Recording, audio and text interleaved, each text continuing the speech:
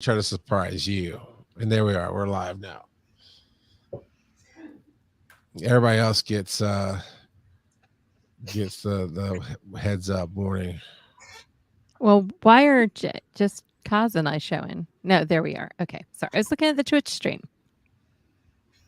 Hi, everybody. Welcome to Awesome Together live stream with the digital media track from Dragon Con. Charles is here with us, and he has control of the controls. I'm not responsible. That's all I'm going to say. But Are you not responsible? No, I'm not responsible. You have control. I have nothing. I am just here. I am a hot mess express, as I say. So, see, this is why we're worried. So I don't know if you know, but May is Mental Health Month, and we are going to be doing a couple of shows on the live stream about Mental Health Month, and this is the first one.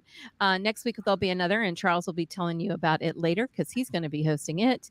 And we just want to make a quick disclaimer: we are not doctors, psychologists, psychiatrists, counselors, social work. We're none of those things. So remember, we're not professionals. This is just opinions. So we are peers that have gone through it. Right. We have stories and personal experience. And the points don't matter. Wait, that's a different show. I'm sorry.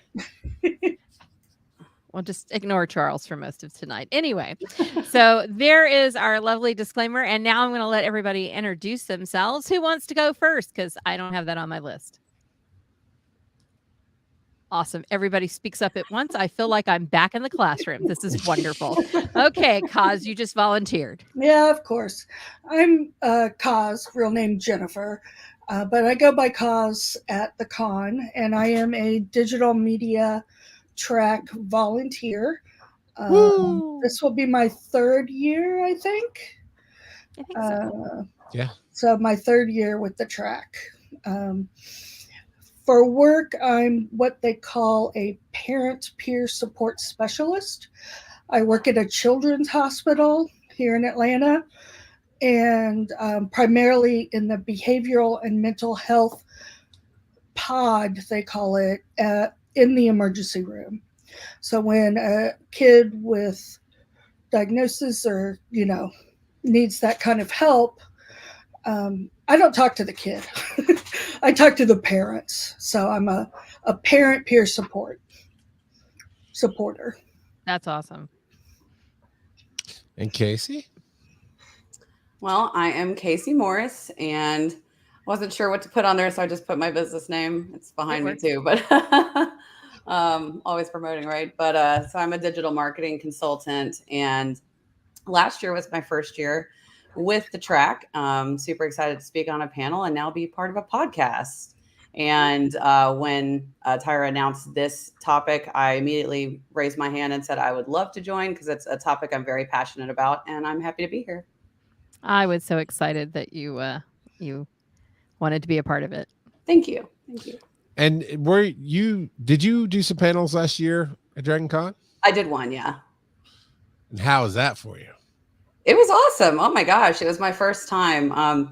So the thing about me is I always had like this fear of public speaking, but then when I went into my business for myself, it just became something I had to do a lot. I was presenting in front of businesses and pitching to potential clients, and the more I've done it, the more I've found I enjoy it. And funny enough, I like speaking about things that I know a lot about. So, wonder why. Much easier that way. Yeah, exactly. Yeah. Okay. I've shared. Charles, do you want to tell people who you are? I'm Charles McFall, and I'm here to help others be awesome. I run the digital media track and have been in EMS for almost 30 years. And mental health is a huge thing that we always have to talk about there. And I just really wanted to hear some of the opinions and thoughts and processes that you guys are going to bring to the table. Oh, thanks for joining us. I'm a professor of 30-something years, so I've dealt a lot with mental health issues in my work and with my own. So I'm just here to share and talk about things. The first thing we kind of wanted to talk about is there are lots of options out there. There's, of course, counseling. if you ever are in a situation where you need counseling and you can't afford it, go look on a college campus that has a PhD in psychiatry or psychology, because they will most likely have a counseling center that will have reduced fees. So there's that. We're going to talk a lot about self-management here as well, but let's talk about the stigma about talking about mental health issues, since we're talking about it tonight. So who wants to go first, talking about maybe some generational or gender issues involved with that? There's definitely people, quite a few people who still have the stigma, kind of depending on their backgrounds, or, you know, or they'll say my mother has a problem talking about it, but, you know, so I'm not sure how to explain it to her what my daughter's going through. So there's definitely that. And then what it does is give them guilt that they're trying to get help for their child, because it's not something you're supposed to talk about. You just, so it's like, who do I not tell? So that's never a good thing. Talking about it is always better. Absolutely. I agree. Go ahead, Tyra. Oh, no, I was just going to say it's my parents were older. They were born in 1919 and 1924, and you didn't talk about mental health issues really in their generation. And the generation that I'm teaching currently are probably the most open about it in terms of their own discussion of their issues, as well as talking about it and accepting it with other people. Yeah, I was going to mention something like that. My parents are both baby boomers, and their generation as well didn't really talk about it. I am an elder millennial, so I feel like I'm just really an exennial, as they say. I'm a little bit of both, and definitely think with some of the Generation X, it started being a little bit less stigmatized. My generation, even more less stigmatized, and then now Gen Z, it's like, hey, let's just talk about this stuff with a random stranger. Yeah. Absolutely. And I think something sorry. No, go ahead. I was going to say, I actually even saw this recently that, part of the stigma now even is the whole like trauma dumping thing. Like that's something that I even saw on social media just recently, trying to say that it's a bad thing to share that. But that's not necessarily the case. If you're, talking with someone that maybe has experienced similar things, it's actually a really great experience. That's one of those negative, incorrect thought theories that are out there. The idea that not talking about it won't put it in their heads. And that's not, the studies showing that that's not true. Yeah. I also want to say, especially here in Atlanta, there's also, I find that the Black community has an even harder time, and this isn't everybody, I don't mean to generalize, but has an even harder time with the idea of mental health and coming around to, okay, this is something that will hurt my child, and I need to help them. And so they either feel like they're all alone because they're not able to talk to a majority of people about it. But part of it is I try to make sure they know that they are not alone. I think that is so true. I have some friends that have neuro, not typical kids, but they don't want to take them to get them diagnosed for whatever reason. And sometimes I wish they would, because I think there's a lot of services that might become available, which brings us into the idea of what is neurotypical. What do we mean by that? Charles, are you neurotypical? Am I typical anything, Tyra? At first, I thought there's no such thing, right? The more I study and interact with autism in the medical field, the more I'm thinking there's a spectrum for everything everybody's on. But then I do, because everybody I know is essentially not neurotypical, except maybe my daughter Zoe, but we'll get to that in a minute. But I just thought it wasn't a thing. And then I saw a few videos on TikTok where it's a neurotypical married to a neurodivergent, and the neurotypical was talking about how there's no noise in his head, there's no thought, he's just quiet all the time. I was like, I think you're divergent, dude. I think you're unplugged from the mana source of Final Fantasy or something. I don't know what's wrong with you, man. We don't think that's normal. Right. That's apparently I guess that's what neurotypical is. I mean, does anybody know the actual? I guess there's probably I know there's got to be a World Health Organization definition. In fact, I always said my family has waved the neurodiverse flag. And so I went and looked into it, and neurodiverse started out with autism, and then it's expanded to other things, but it's still primarily like the definition is only amongst certain disorders to be neurodiverse. Bipolar, anxiety, autism, and a few other ones. And my son's autistic, and my daughter is bipolar, and my husband, ADHD is another one. And I'm like, I don't fit in any of those boxes. So technically, I guess I'm neurotypical, and everybody raise their hand who thinks that's true. Here's the thing. I just looked up the definition, and it triggered me because I have 4 kids, and this is how, when you go to the pediatricians, how kids are measured. They're in the 80th percentile of what? What is that good? Is that bad? I mean, is 100 bad? And like, oh, they're in the, well, I guess 50% of all kids of their age group in the US or whatever, however it's measured. Well, this is the average, and they're above, and that's okay. Or they're below. It's like, it's zero meaning. 80th percentile doesn't mean crap. I think this definition falls into that. This is from Medical News Today. The word neurotypical refers to people who have brains that are function in a similar way to most of their peers. Individuals who are neurotypical develop skills such as social or organizational skills at around the same age or same rate as others their age. Again, a very generic, we're not going to tell you crap decision. And that's what triggered me. Is like, oh, this is just like, well, is my kid tall? Is he healthy? Is he good? Is he overweight? Whatever. He's in the 80th percentile. So cause well, in this group of 4, we are all neurotypical because we are all very similar in how we think and process the world. It says your peers. It says people have brains that function in similar ways to most of their peers. So here we're neurotypical. At work, I am definitely neurodivergent, but I don't know. I think it's changed so much. Like, I have a group of friends, we refer to it as neurospicy. All of us have like different forms of it. Most of us ADHD women who, Sarah actually said this on our Facebook, was young and told repeatedly that either girls don't have ADHD or worse, that ADHD is fake. And I think that's true. I've had this fake conversation with so many people that, but almost every single one of us have an ADHD thing running around. I know I do, which is why I need caffeine right now.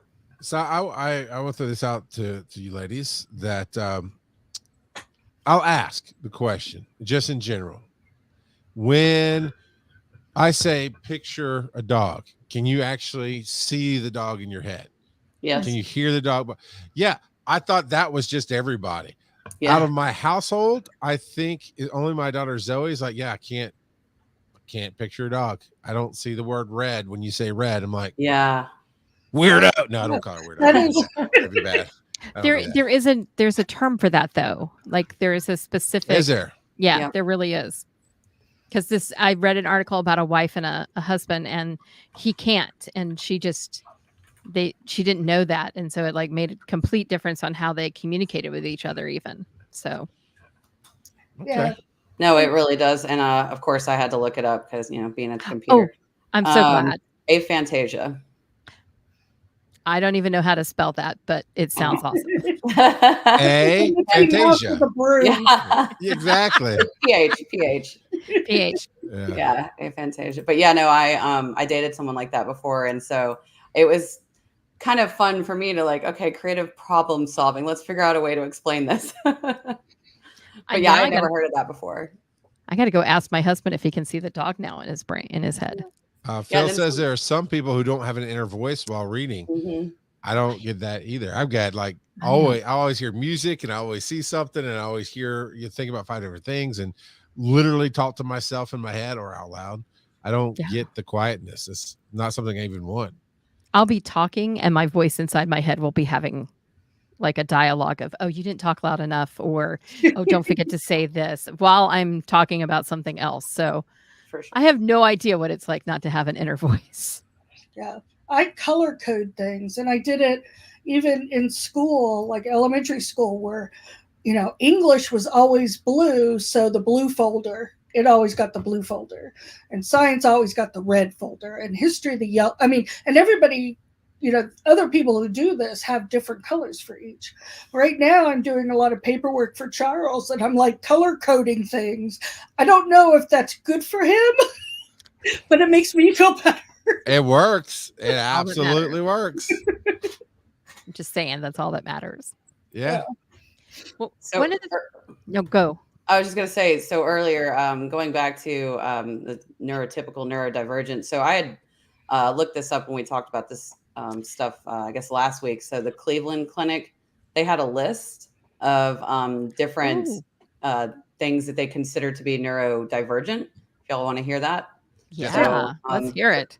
So we know autism, of course, because like we said, that pretty much like started at ADHD, as we mentioned as well. They are saying Down syndrome is part of it. Dyscalculia, that's with the math. Dysgraphia, that's with writing. Dyslexia, reading. Dyspraxia, that's coordination. Intellectual disabilities, nice and vague there. Mental health conditions, so we did mention bipolar. OCD is on there as well. And then I'm not a doctor, so I have no idea what Prader-Willi syndrome is. It's a rare genetic condition that affects a child's metabolism. Wow. See, there we go. See, Also I was going to affects make their a body joke and behavior. I was going to make a joke about aliens, but Yeah. Tyra actually had the answer right there. Yep. No, well, I got another one for her. It's on the list. So let's see if she knows this one. So we've got sensory processing disorder, social anxiety, Tourette, which we know, Williams syndrome. You know that one? Is a rare genetic condition characterized by unique physical features, delays in cognitive development, and potential cardiovascular problems. How do Tyra doesn't want to be a voice actor at all. Anyway, You'd be a good one. I was like, you could give me my directions on my GPS. I'd listen to Tyra. kind of like that. Turn left. No, turn left. Okay, anyway. I love that list though, because when we originally looked at it, it was like 2 things. So they've obviously expanded it. I don't check mark any of those, and I don't know.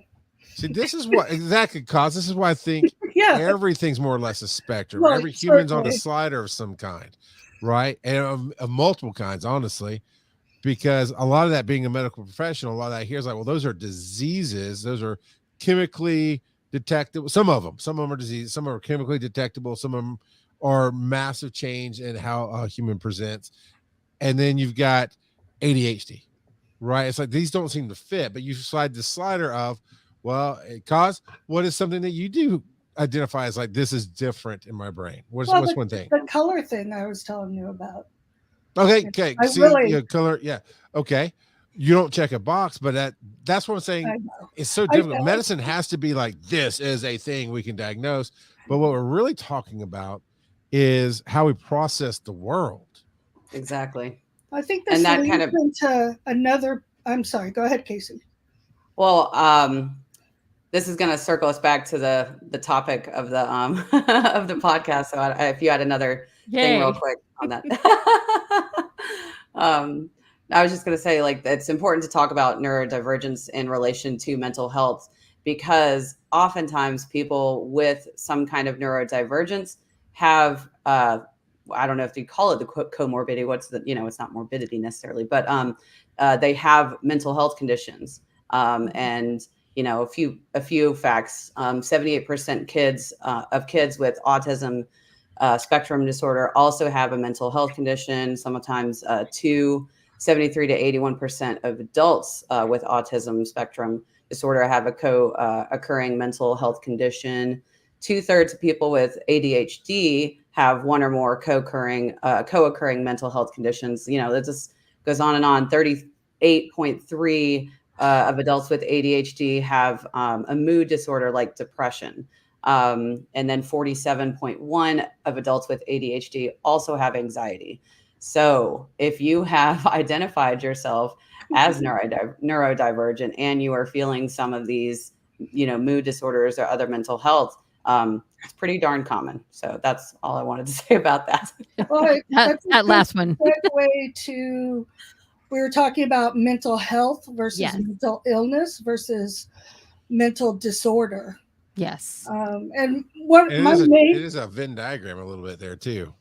well, yeah, but the thing with mental health, it's Mental Health Month, and the point that I've been trying to get across is that everybody has mental health. Mental health is basically the same thing as physical health. I gotcha. You may have perfectly good mental health. You may be neurotypical. You may be neurotypical, but you still have mental health. So Mental Health Awareness Month includes you. Now, mental illness is when, diagnosed or not, one of these things affect your daily life. So depression. You know, there's some people who have ups and downs and still considered good mental health. Then you've got, you know, depressive episodes, which may last a couple of days. It may, you know, and there are other reasons that it will start. So that's more under the mental illness. If you have, what is it I have? Major depressive disorder, that means that a significant part of your life gets affected, not 100% of the time. Some it happens to more, some less. But it isn't just, oh, I don't have any energy today. Oh, I don't feel like doing that. It's the, how am I going to get up out of bed today? How am I, you know, the struggle to even take a shower. So, you know, there are, though diagnosis is also a legal term, or disorder is a legal term, whereas illness is more of a health term. And would you say, Kaz, that sometimes it's reverse? It's the emotions bring down the mental health as well. Like if you're if you're going through a really hard time, you're carrying a lot of stress and or grief, that can also affect. Well, and in like, your case, it's hard to determine which is which. Yeah. Well, I mean, we talk about triggers all the time. You know, what's a trigger? And it's very good information to have. You know, seeing one particular person that, you know, say you have an uncle that makes you feel creepy, or even tried to touch you inappropriately when you were young. Seeing that person could be a trigger into, you know, a mental health fall. Of being able to accomplish things. So there are different triggers. Everybody there's different coping skills. There's also something that I know where I work is really pushing. It's called resiliency. You know what resiliency means? Yeah. The ability to keep going. It's the ability to stand up and move forward. Or to bounce back after something, right? Yeah. So mental illness is, especially depression, and is a journey.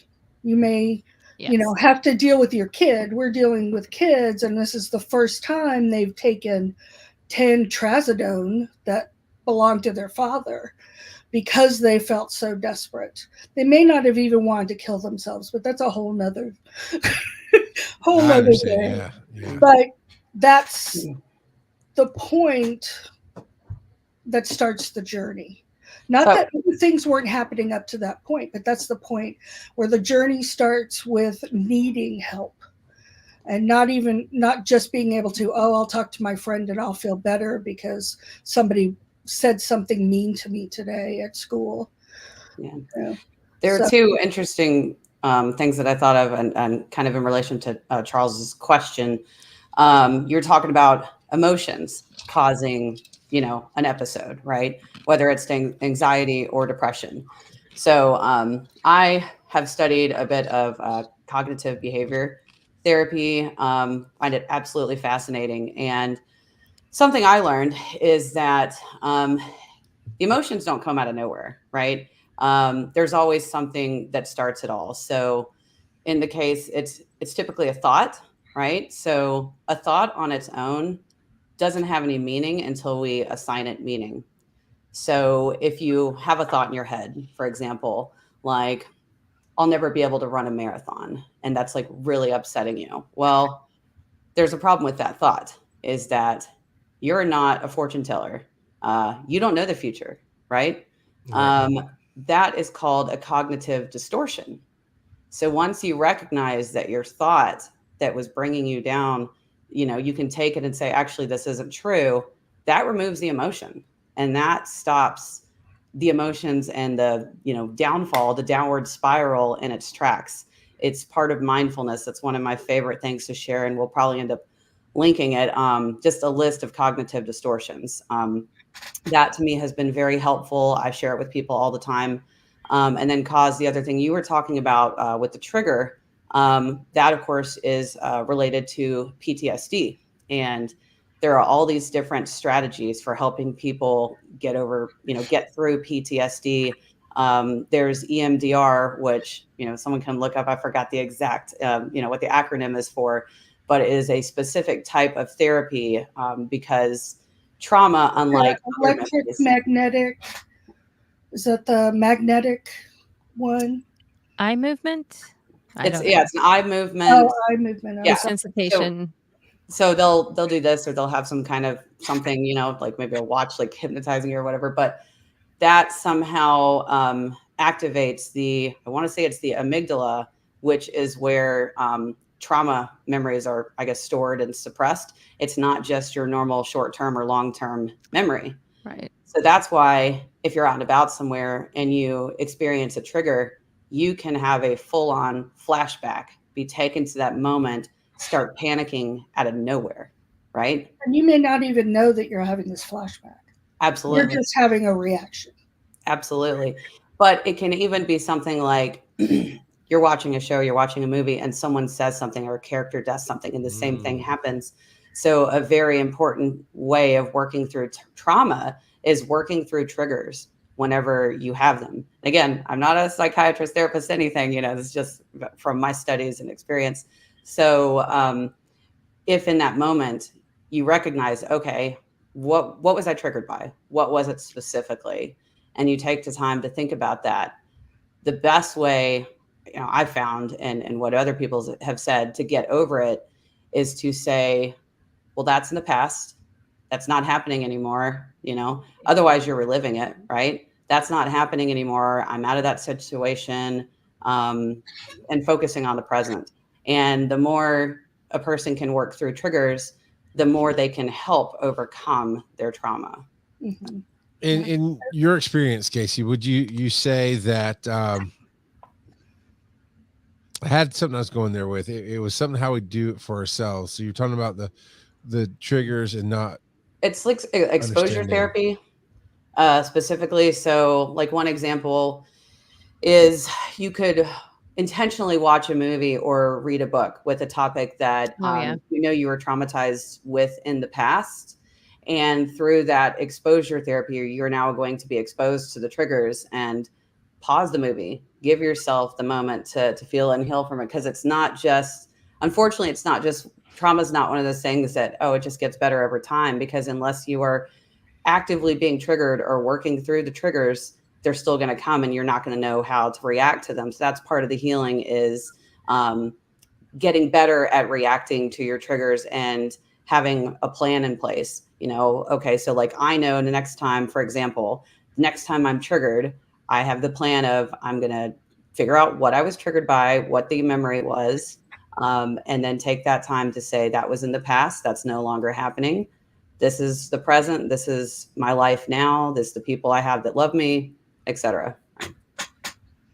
Yeah, I think being able to recognize triggers are so important. And I was just looking at anxiety, because anxiety is one of my big things, is that they found a 25% increase, the World Health Organization, after the start of COVID. Oh, yeah. So I think there's so much of particularly that process that happened. But encouragingly, I was looking at statistics, and it was increasing after COVID by a significant amount up till 2022. And then 23, the percentage of increase is going down. Right. And then it looks like 2024, the percentage of increase is going down. So that gave me a little bit of hope that, you know, we're starting to figure out where we are and we're recovering from the COVID. Well, I've got a question. Collective trauma.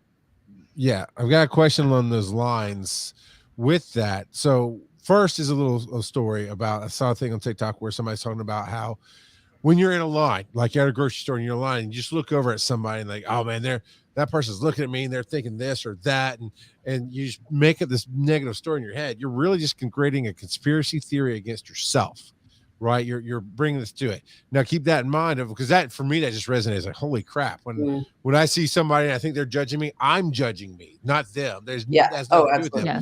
That's now, projection. Exactly, and take that kind of idea, right, and bring it to what you were just talking about, cause with the anxiety spiking up in 2020 and going through all that stuff. How much of our mental health do you all think, in a certain amount, right? How much do you think is our perception of safety and control?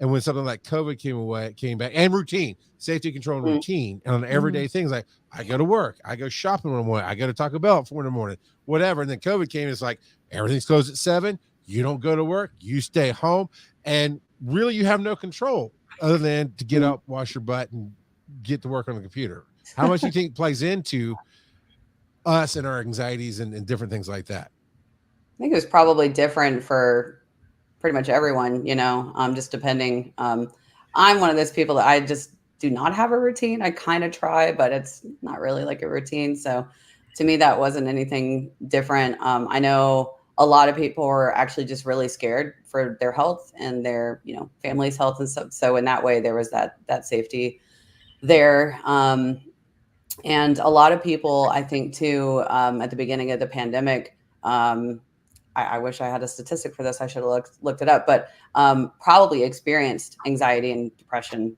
for the first time, or, in any real kind of way. Whereas people that had dealt with it in their past and had developed this, long list of like tools and everything, or like coping skills. Like, what is it? One of my friends said that they had prepared their whole life for this pandemic. Absolutely.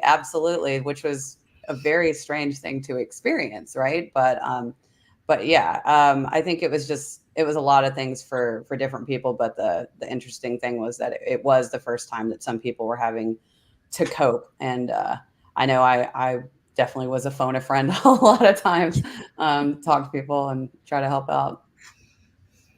Yeah, I think the pandemic really exploded the idea of mental health and particularly self-care into the limelight, and being able to take care of yourself and your mental health, which is what Cause has been trying to get us to understand this month is all about.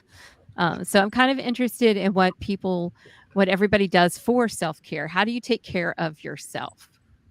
Can I answer Charles' question though?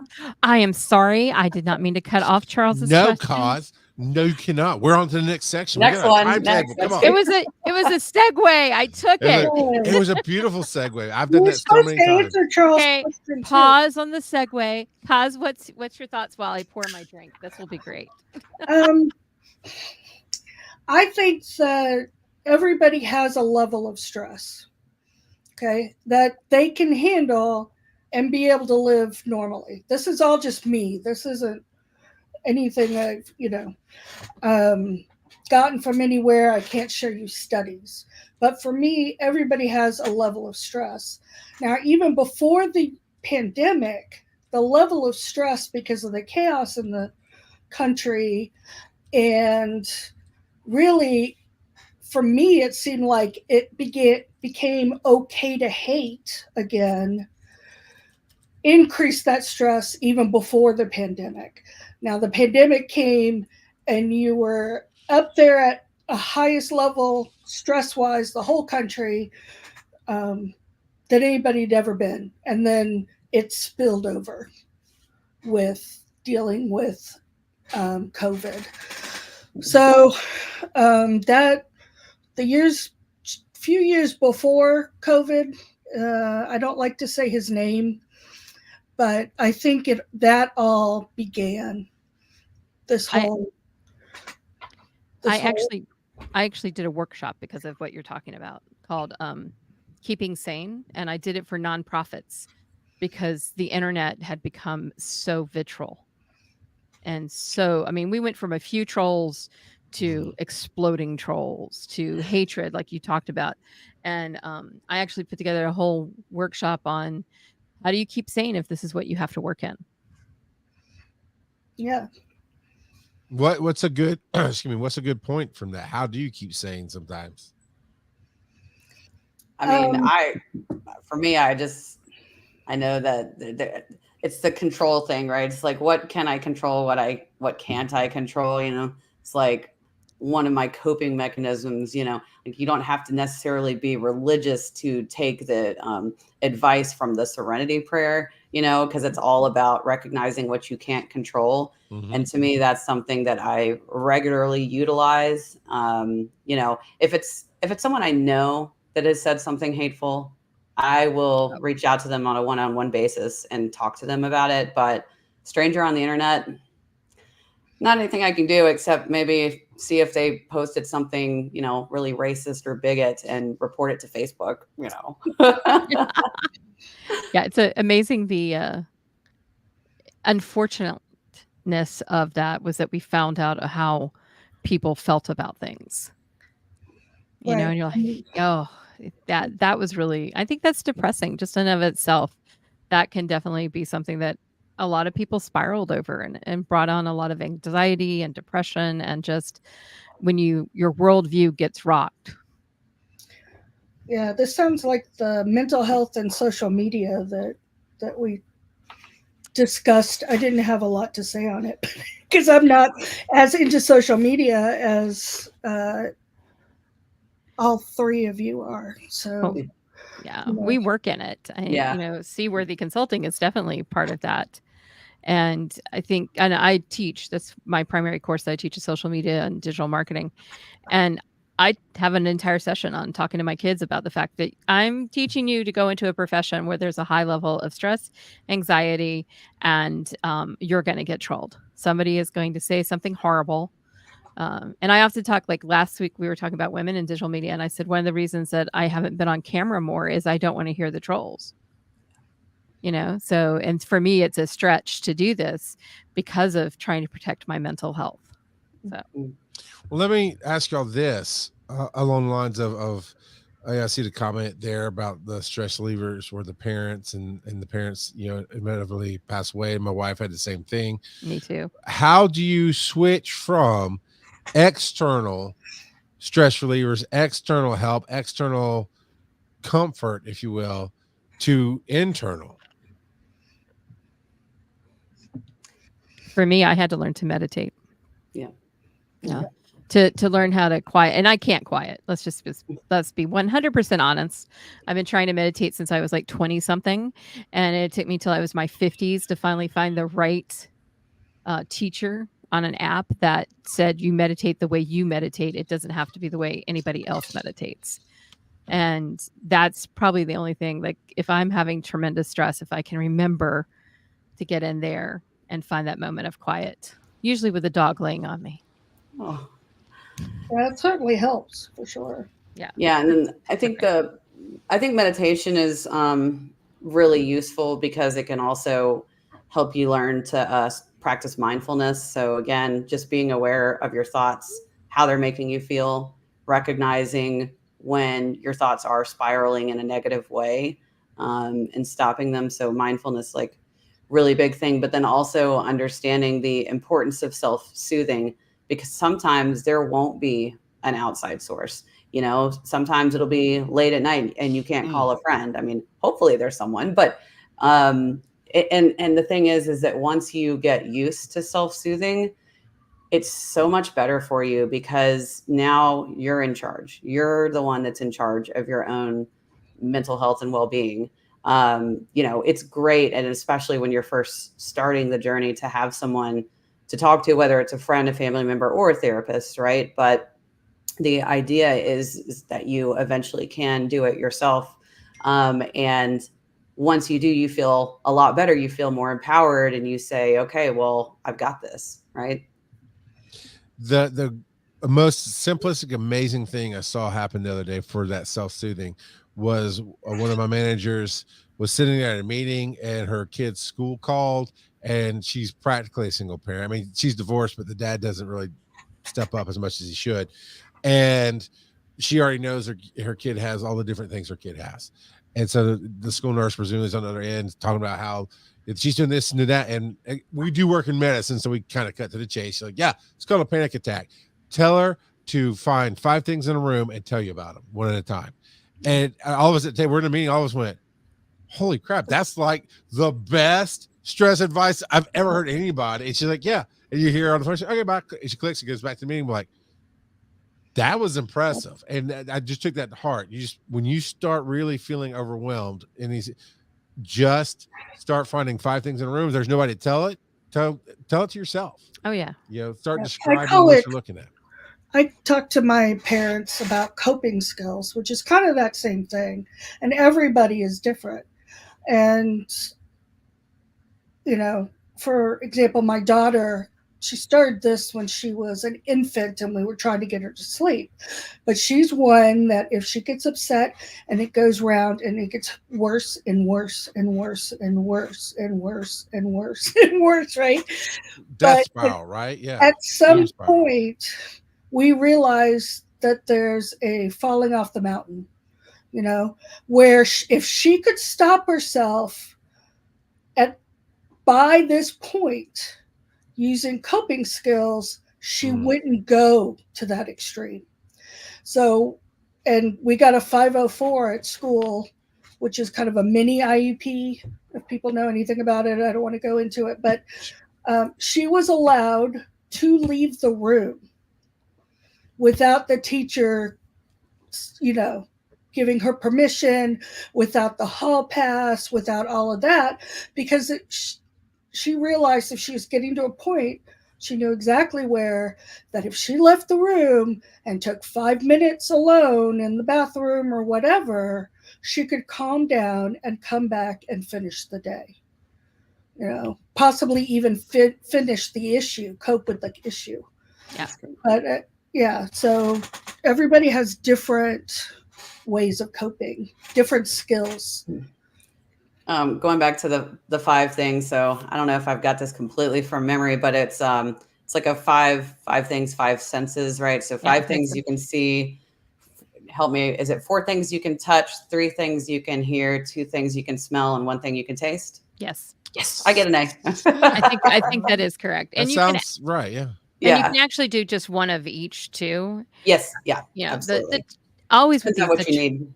Yeah. Figure out what you need. For me, like my dog is very empathic. He knows when I'm upset. And if I was crying happy tears the other night and he was all up in my face, like, oh mom, I'm so sorry. And laying on me. I know he's such a good boy. You'll see him in the back. Yes. Yeah. In and out. Yeah. That's dear sweet Dobby. But, little house and I'm trying to teach him, like, when I need a hug, how I can hug him, because we want him to be a therapy dog for children's hospitals. So I'm trying to teach him, okay, this is hug. And you let people hug. Because I think, like, my husband just was gone for a week. And I missed, like, when we have a bad moment, our first thing to do is I need a hug. And so that for us is what works as a couple when either one of us is stressed. So figuring out what can work with you and your partner, what can work with you by yourself, what can work when your family drives you crazy. And that's kind of what I did when I created the 5 minutes of self-care. Oh, yes. Kaz has this Love that. wonderful list. That was a great segue. I like that segue. Tell us about, because I think these are wonderful. I think these are like, I'm going to post So, this. Yeah. I did get a certification. I did get training and certified as a peer supporter here in the state of Georgia. There's different kinds, but mine specifically was parents because that's who I work with at the hospital. And they, there's a different, and like everybody's saying, self-care is important. And, here are these resources and those resources. But you bring up self-care, and me being Gen X, I actually kind of roll my eyes even every time I say it, because I'm like, yeah, whatever. I don't have the money to, spend the money or the time to spend the day at a spa. Like I keep meaning to go Okay. get a All right. pedicure, but I never get one. Hold on a second, though. Gen X is self-care with all the music Gen we X listen is- to. No, Gen we X- didn't go to spas. No, we you listen to misunderstood. Godsmack and crank it loud. That's what we That did. is true.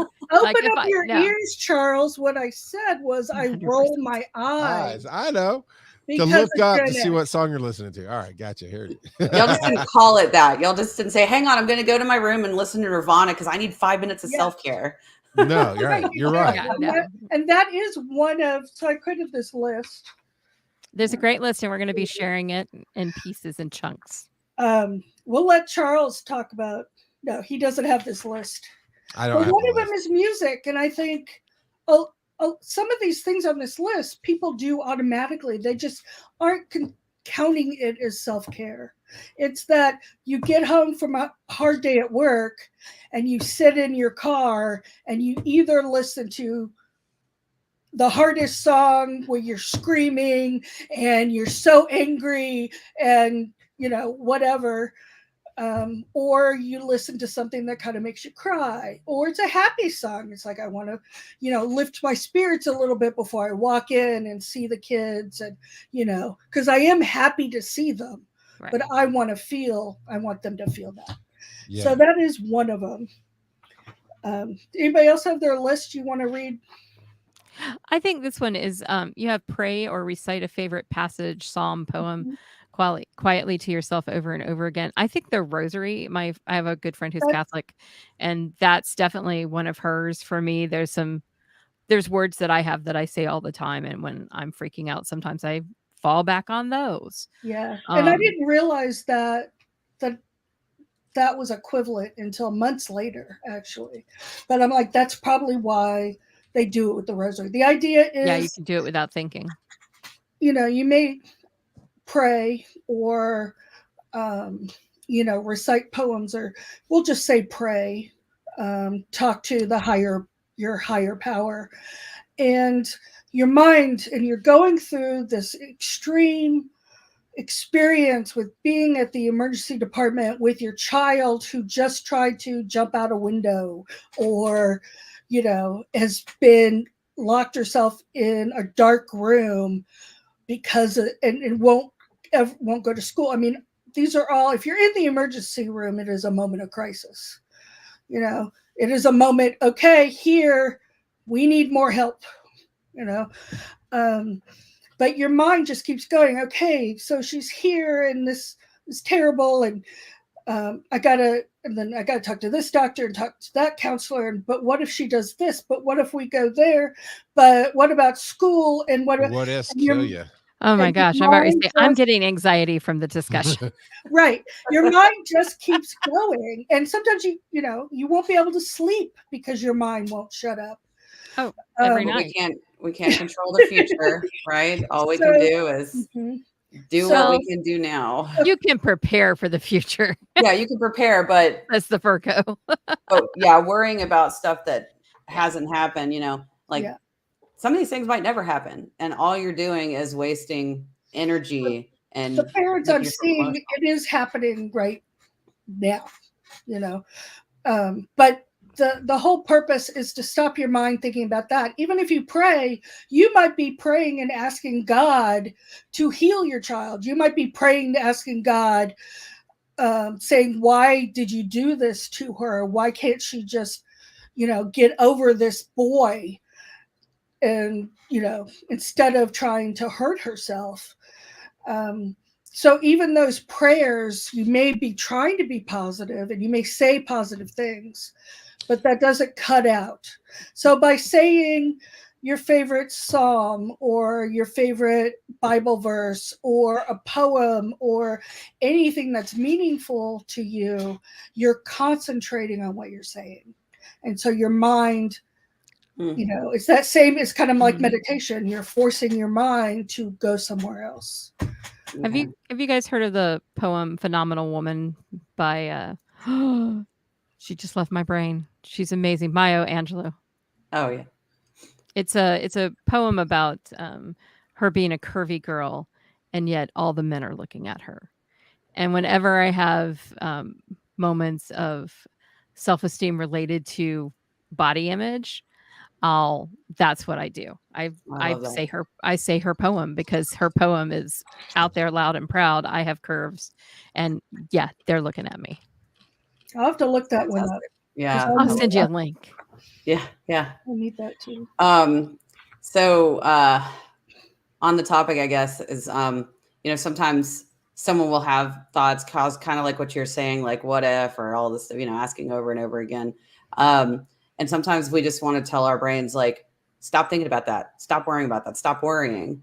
So another, I guess, tool or term is acceptance. And it can be literally as simple as, I'm worrying about this right now, or I'm experiencing anxiety right now. Yeah. And just by the acknowledgement, exactly. Thank you. Just by accepting that, you're not trying to fight it. You're not trying to make it stop, because sometimes it's hard to do. Right. But that's another coping mechanism. Mm-hmm. And then the last one that I'll mention is my favorite for me. And what I do is I take my favorite to do this with is Linder truffles. Oh, I love this one. So you pop a whole piece of candy. Now I like chocolate, so I choose chocolate into your mouth, the whole. And they're like this big and barely fit in my mouth, but I do that. And you can concentrate on the texture in your mouth, the taste, even the smell, as you feel it melt away. The outer crust might crack, and you can feel that, and then it starts to melt and starts to flow down your throat. And then you get to the inner, which is a slightly different flavor, or sometimes very different flavor, but it's creamier. So it fills your mouth more than the outer shell does. And it takes about 5 minutes, I'm guessing, to finish this complete project. But it's that same. You are feeling, you are tasting, you are smelling, you are, I don't know. It's touch, the texture. Yeah. Right. Yeah. Even the crinkling of the wrapper, before you pop it in your mouth is an anticipation. So that's my favorite one, and the one that I always point out to people. But you can do it with caramels and lemon drops or whatever your favorite are. I'm going to do that as soon as we get done. Okay. Does everybody have chocolate? Yeah. Oh, no. So we were talking about self-care. Yes. Dyeing my hair. Oh, yeah. No. Yeah. Yeah, absolutely. This one, I don't know if you can tell, it's like a fade, but I did the colors so close that you can barely tell, but it's 3 different colors. It's like hours, and it's just like, yeah, it's kind of a pain, right? Especially getting the back by myself, but, feeling good about, having the new color, and, it's kind of a form of active meditation, which is another kind of thing. It's like when you are doing something, but you are completely focused on the task at hand, right? That is a form of self-care. And this is going to be the weirdest thing ever for people that have owned houses for a long time. But I'm a new, first-time homeowner. And I was introduced to yard work. Thank you. Introduced to yard work with this house. And I absolutely love it. Thank you. I do. Come on, it's a pain, right? Like pulling up weeds and stuff like that. But I used to live in Atlanta. I've been in Orlando for a few years now. So I absolutely love the weather here. And it gives me such a great excuse to get outside. Nature, by the way, always a good self-care, but getting outside, being in nature, having a task where I can actually see what I accomplished. That feels good. So that is a very strange form of self-care for me. Then there's always taking a bubble bath or, with using bath salts or whatever and have a nice smell and stuff. But Incense. those are some of mine. We have a back deck, and that's kind of like one of our places for that. Yes, somebody just talked. I still hate that. It's some type of bush that I can't pronounce. James just said this. We have a bush right outside our house. And my husband hates them. Like, okay, at first second, I didn't know what that was. I thought, man, there's somebody trolling and writing dirty things on our page. I hope not, don't know because what I just that put it is. up there.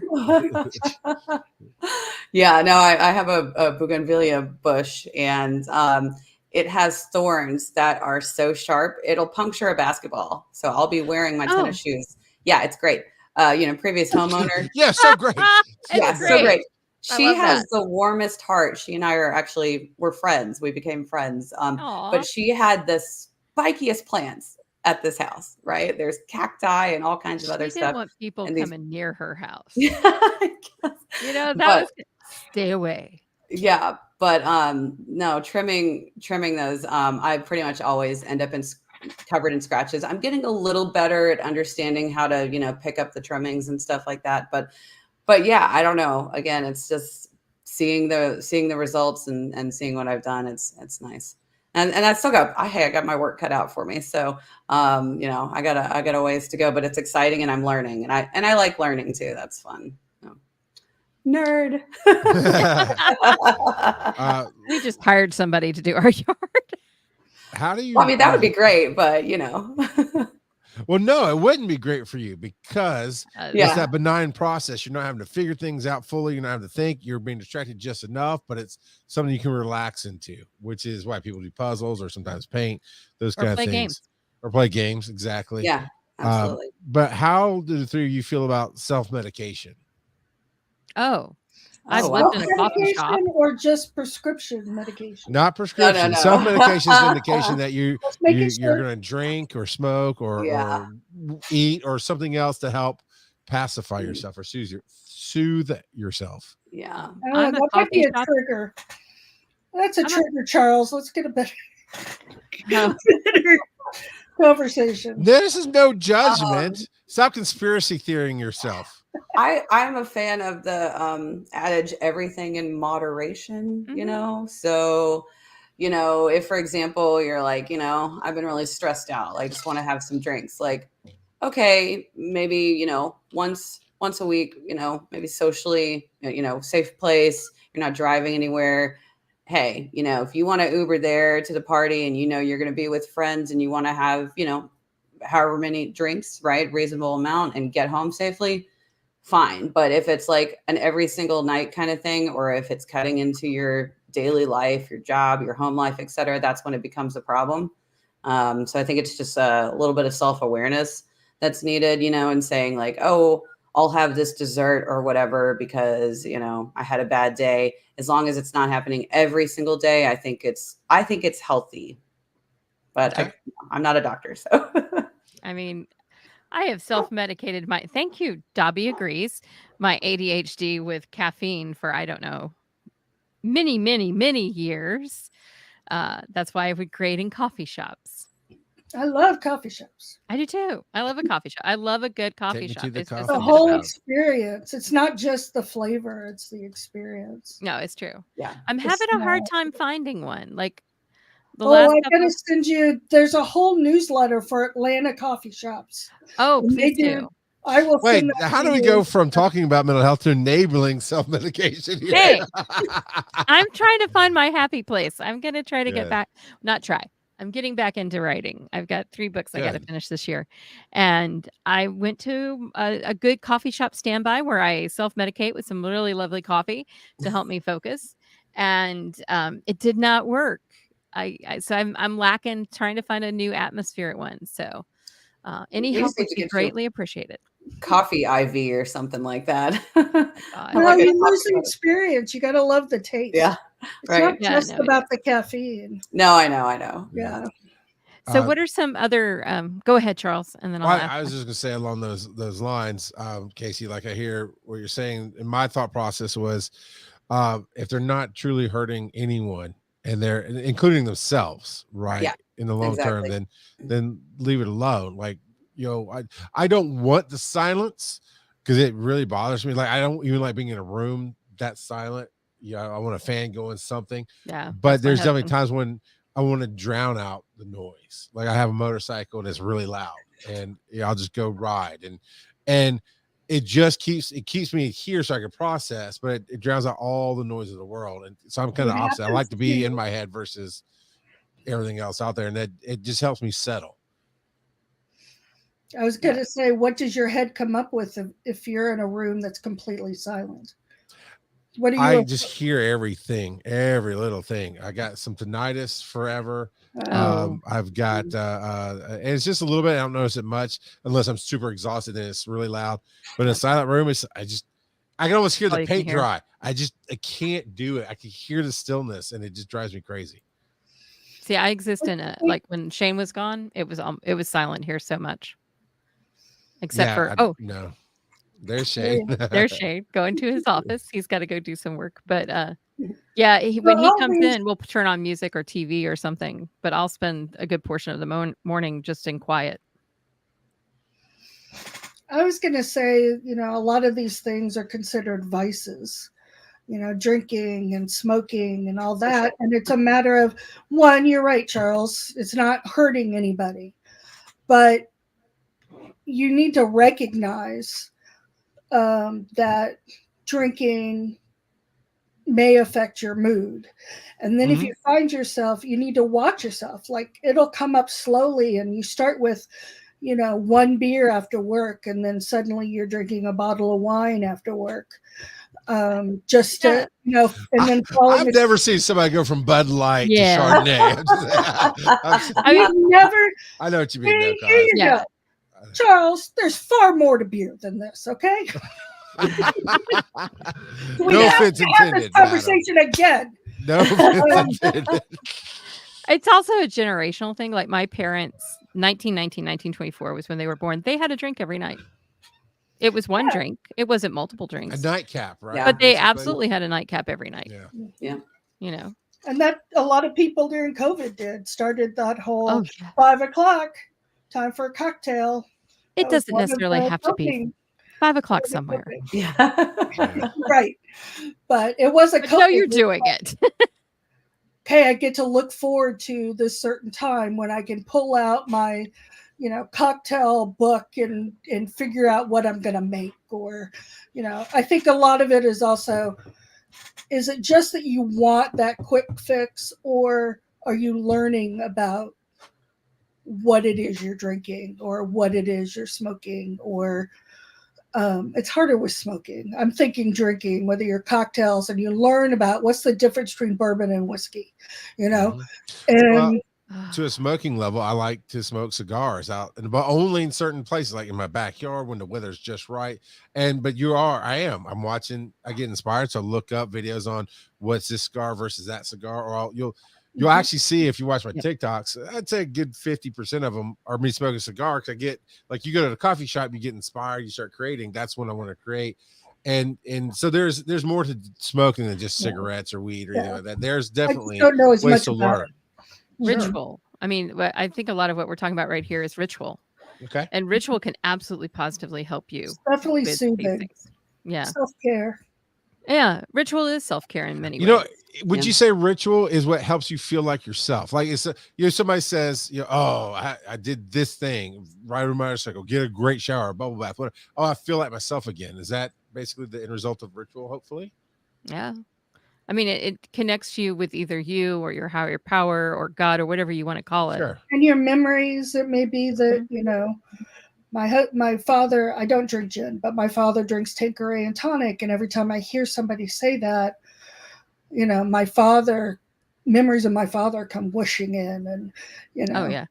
But I wanted to say that if you start realizing that you're drinking a lot and you're still not feeling better, it's okay. You have a tough week. You're going to drink a little bit more than you might have the week before because it wasn't as tough. But when it becomes a regular thing, for me at one point, my job was so awful, not my current job, an old job was so awful that I have a 4-day weekend. And the first thing I want to do after work is get drunk. And then I drink the next day and drink the next day. And I still wasn't recovered. I was still just as stressed and just as anxious and had all of those bad feelings. And yet I was trying so hard to make them go away. So that's really self-medicating, right? Yeah. When you're trying to do something even legal to make those feelings go away. I had to quit the job is what it came. Wow. I realized good for you. I did a dry, I think a month and a half, 2 months, and it ultimately needed to quit the job. So but that's still, sometimes things start out innocently and then become I think it's to the point that you need to do something about it. Yeah. That awareness and saying like, okay, is this making me feel better? Am I refreshed? Or, do I feel worse? Right. And, talk about like some people, for example, going back to the alcohol, if they're upset, if they're sad or they're angry and they drink more, they're just more sad or more angry. Right. Mm-hmm. Whereas some people are just like, I've just been really stressed. They have a few drinks and they're like, oh, okay, I feel great. But it takes like the awareness of how does this affect me? Whatever it is I'm doing, how does this affect me? And then just being aware of it and making sure that you're not developing a dependency. I think it goes from self-medication to, okay, now we're bordering on addiction here, right? Right. That is not helping. It's going the opposite way. It's true. Sometimes for some people, okay, I got to be social and I'm not good at the small talk. So certainly by having, a drink, it will help me go into a crowd in a room with a lot of people and try to be more outgoing. But then you got to know where that stops too. So got to know your crutches. Mm-hmm. Well, we are backing into 9:06. So before we go, no, it's good. These were all good conversations. I think there's many people that can identify with what you just talked about, Kaz. I think this is so true. That we all end up in situations that we keep coping with, but we're not coping with them and we're not dealing with the root cause of what's going on. So I applaud you for realizing that and taking a step back and then realizing that you needed to find a different place to work. And you seem much more happy doing what you're doing now. So I am definitely. But we have some tools to share with people. And I don't want us to not share these because I think some of them are really good. Yeah. So pick one and share them, or share more than one. Share a couple. Somebody talk. So I'm actually looking at the list, so I'll jump right in. So these are the ones that I contributed that I have personally used and found to be extremely helpful. So there are mood trackers. You can have it to set a reminder on your phone every day. But the one I used was called Dailyo. And basically, you can, like, it'll say, how are you feeling? I ended up using it as a journaling exercise. And I could see my mood over time, right? And I could see, I had a bad day that day. What happened that day, right? And it was very interesting to me to kind of see that pattern. And then the more I did it along with other things, seeing I was having less and less bad days. And so that's kind of like that pat on the back you can give yourself, even if you don't feel like you have made the progress. If you have a tool like that, you can actually see. And then it's also kind of forcing you to be mindful. All right. I don't want to talk about these too much because I know we're over time, right? But Woebot. We can go as long as we want. Until Charles falls asleep, we're fine. Okay, cool. Okay. So Woebot, like woe is me, is an AI chatbot, and it teaches cognitive behavior techniques. So it'll check in and say, hey, how are you feeling today? And this was like, this has been around for a while. This is before the, explosion of AI, right? So it's probably gotten better over the years, but It will kind of walk you through some of those cognitive distortions, breathing exercises, all different kinds of tools. Really great if you don't have anyone to talk to in the moment. You know, you can just pick up your phone and I mean, you can reach out to it. So that's a great one. And then meditation apps. Tyra's talking about meditation. I personally used Insight Timer. I like that one a lot because they not only have guided meditations, but you can also just pick your music, pick your, you know, bell, gong, whatever, set your time. So that's a really great one. That's my list. Next. I think some of these are mine, so I'm going to start talking about them. How We Feel is an app that's free. It seems a little bit like Dailyo, but may have not as much functionality to it, but it is a scientific one. So I have it on my phone. I use it sometime. Apple actually came out with a journal where you can write, tell them how you feel, all these other things. And it's free and part of the Apple apps if you have an iPhone. My favorite by far is Calm. I have a lifetime subscription. When it went on sale for 60% off, Tyra said yes. And I use it for everything from meditation to background music to sleep stories, because I have trouble going to sleep because my brain races like crazy. And as a child, like many people, my parents read me to sleep. So amazingly, sleep stories are awesome because they help me go to sleep. So Matthew McConaughey sometimes talks in my ear, and it's a beautiful thing. So I love Calm. It also has like ocean noise. So when my husband and I travel, we have a sound thing that we use in our room here at the house. But when we travel, I use Calm so that we can still have that ocean background sounds. And it's sort of ASMR. Kind of, I like background noise. And there's a lady, Peaceful Ambience is her product name, I guess, brand. And she does a lot of Pomodoro techniques, like focus for 20 minutes, take a break, focus for 20, take a break. But the background sounds are amazing to help me focus. Nice. And so, and one thing I've tried to start doing right now is something called wins before 10. This is a Tyra thing. So I try to think of what are the wins, because I'm not a morning person. What are my wins first thing in the morning? What did I do? And it might be emptying the dishwasher, but what did I do first thing in the morning when I'm not a morning person? So this might be your wins after 10 if you're a night person, not a night person.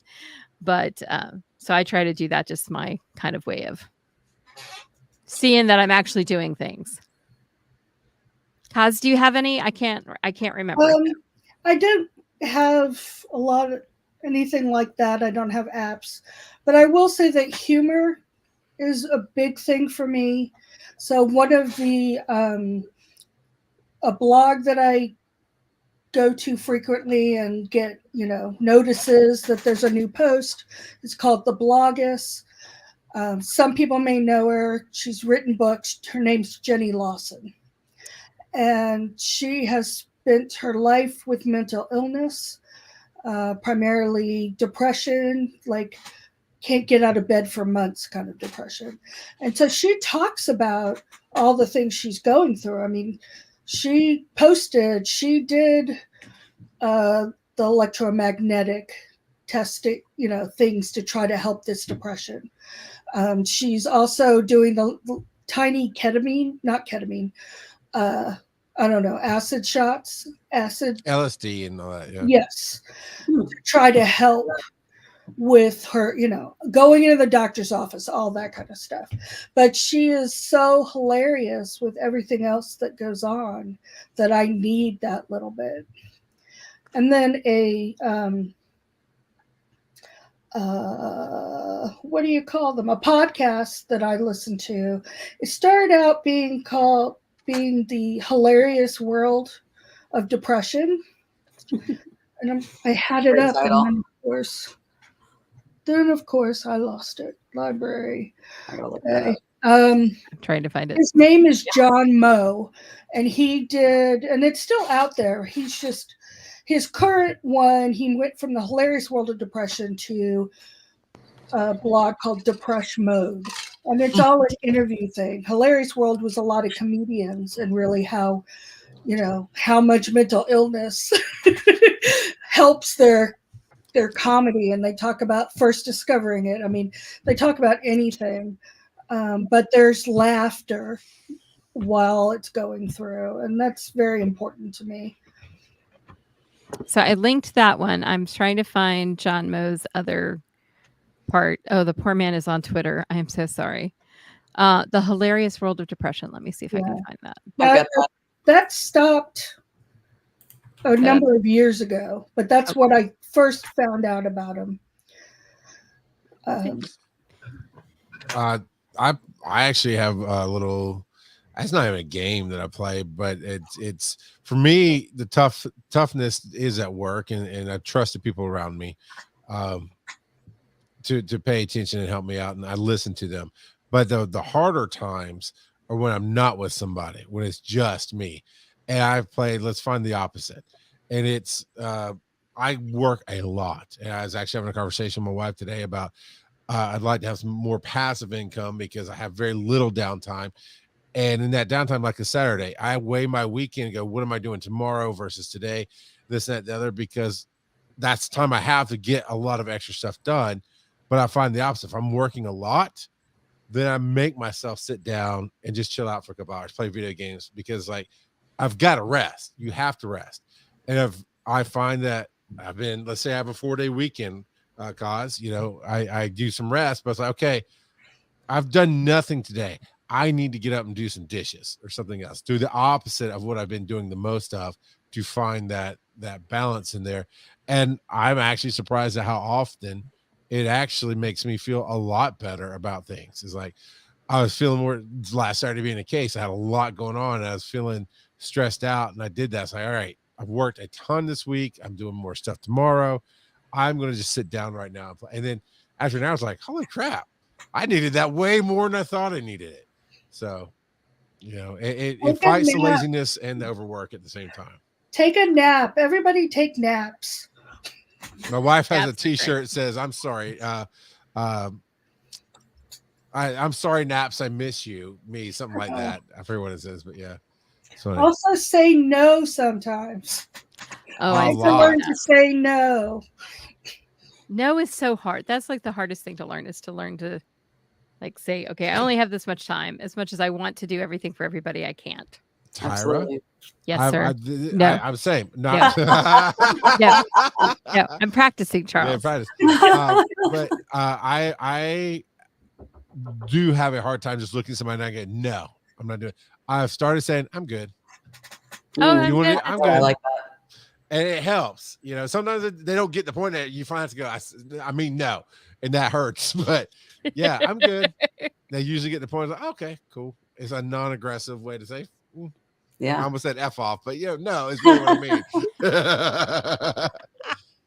Great. I just want to say that gaming is awesome. Like when my mom died, I Diablo'd the heck out of that. Nice. Yeah. It was wonderful. There were demons and angels, and my mother collected angels.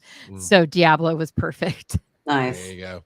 So yeah, I'm a big VR gamer, especially like I've been a gamer since I had like an old Atari when I was a kid, right? But nice. VR for me, like just being like completely immersed is just nothing better. And I'm really into like fitness and rhythm games. So that I'm being active, I'm getting a workout. In fact, that's what I'm doing after we get off, is I'm going to play some Beat Saber probably, but that's a big thing of my self-care. And I try to make time for it at least once a week, because I will do it for hours and then I'm always just covered in sweat. So the hair has to be washed, and this hair cannot be washed too often. So it's like a big self-care thing for me to do that, make time for it.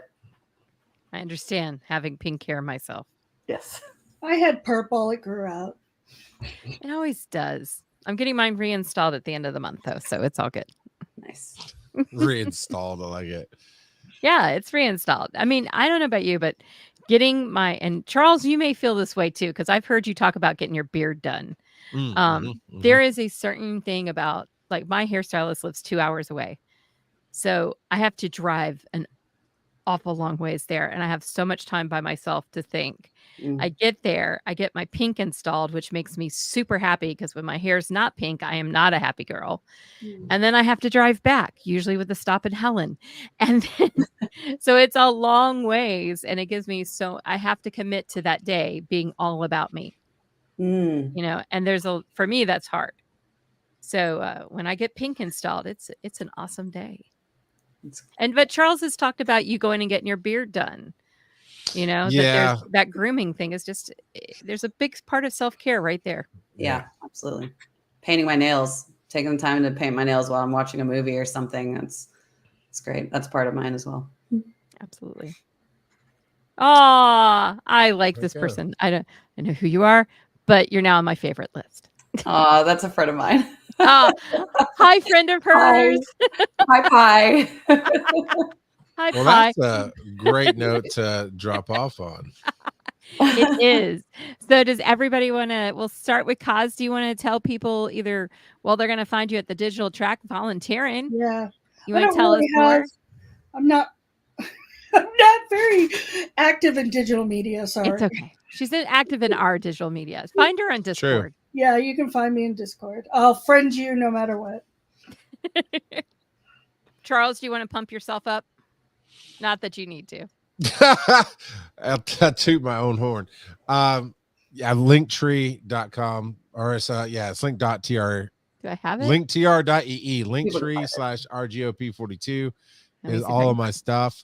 And then, there we go. You found one. Thank you. Nice. And then, of course, we are ramping up to Dragon Con, and the schedule for the digital media track is basically 99% done.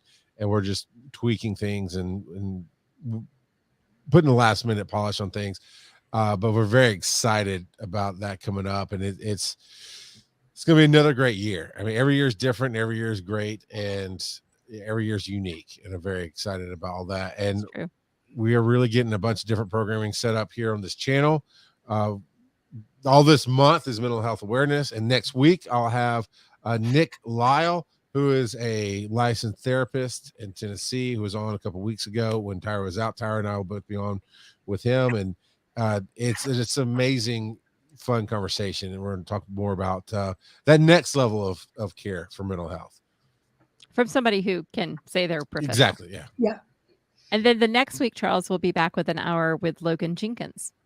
That's right. Logan Jenkins. And then wait for June. We've got some awesome podcasting with MC Williams. We're going to have a Pride episode, probably some other things in the work with June as well. So don't forget to let me know if you want to do something. By the way, that's our Linktree digital media track. Go check it out. You can find our Discord there. And don't forget, you can find Charles at RGOP42. And Tyra, where can they find you in your amazing digital media No, work? we do. No, I'm last. I'm always last. Oh, then it's me. It's you, because I've got your banner ready. Yeah, I'm the penultimate. Yeah, so Seaworthy Consulting is my business. I work specifically with small business owners, challenge everyone that they can get some kind of professional help, no matter their budget. Not mental health, professional help, digital marketing. Let me just clarify. Although a little bit of that too, there is some hand holding for sure. Absolutely, we do. I like to say I'm a professional pain in the butt because I will say like, oh, I don't want to do that unless we do this, because that's the best thing to do. But and then if you visit my website, I've got my business, Facebook, LinkedIn. Maybe I put Twitter up. I'm not sure. I claimed all the handles. Smart thing to do.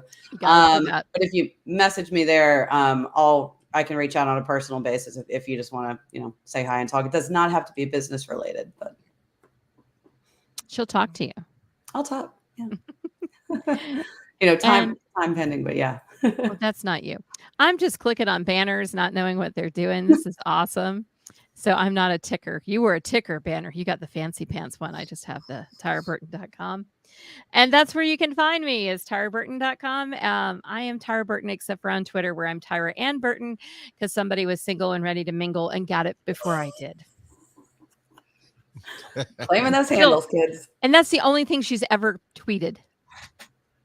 So, and if you go check out my stuff right now, you'll find out lots about my pets and the Chiefs and Taylor Swift. Anyway, as Charles Wells knows, because it's not an episode of Awesome Together if I'm not mentioning the Chiefs and Taylor Swift. Let me tell you, their love story has been my mental health kick in. Let me just say that. That's great. Yeah, I even worked in a name of a song. That was very bejeweled of me. Anyway, find I think me it was- there. I Love think it Charles was shaking his head. Saturday Night Live that made a great joke recently where somebody was like a young lady, right? And she's doing the Valley Girl thing. It's like, I watch football because Taylor said I could now. Travis is definitely a baller. Yeah. Well, I'll be back here next week, and then I don't know what I'm doing. I'm just having a good time. Good. I'm actually going to record my own podcast tomorrow. I'm very excited, and all of you will be asked to be on it. And if you're out there and you want to be on it, you could be too. So, so Charles, we'll see you next week when he'll be driving the ship. Thanks, Charles. We didn't know Charles was going to join us tonight, but you were actually really nice to have along. For once, right? Just for once. We didn't think you would be, but no, just Yeah. kidding. No, it was We were great. a little worried, the girls had a plan. I mean, we had a Google Doc and Yeah. everything. Yeah, You did. we had a I did Discord chat. research. We had a pre-meeting. And You were I want to say prepared. massive thanks to Casey and Cos. Both of you are awesome people. And thank you for being part of the track and part of what Yes. we do here on the digital media stream as well. Thank you for having me. It's a lot of fun. You guys are really great to work with. So That's why I'm still here. That's why we love you, Kaz. And I can't wait for you to be on the marketing panel with me. So there. So have a fun time. I guess now is when I end the stream. Take care of you, and don't forget, a little self-care is a good thing.